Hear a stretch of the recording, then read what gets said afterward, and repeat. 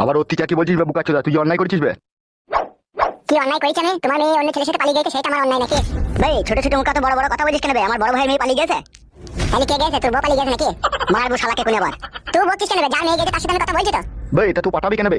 আমি পাঠাইনি গো কাকা, বিশ্বাস করো। আসছে আসছে পাঁচকে ধরিলি, আসছে কে পাঠিয়েছে কি না পাঠিয়েছে সব প্রমাণ হয়ে যাবে এখনই। আসুক কেন, আমার কিটা?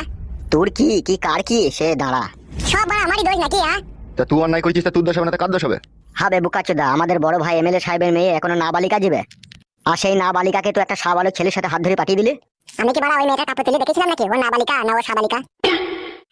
এই বুকাচোদা কি বললি তোমার মেয়ের লিগে? ঠিকই তো বলছি, আমাকে এখানে ধরে এনে মার ধরে দেওয়াটা অন্যায় হচ্ছে না?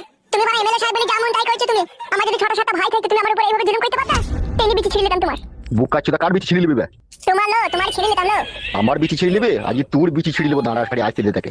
গান মারাইছে, নিজের মেয়ে দোষ করবে, পরে ছেলের উপরে জুলুম চাপাবে। রাজনীতি করে বলে নিজেকে দেশের বিশাল বড় প্রধানমন্ত্রী ভাবে ও। ভাবি তো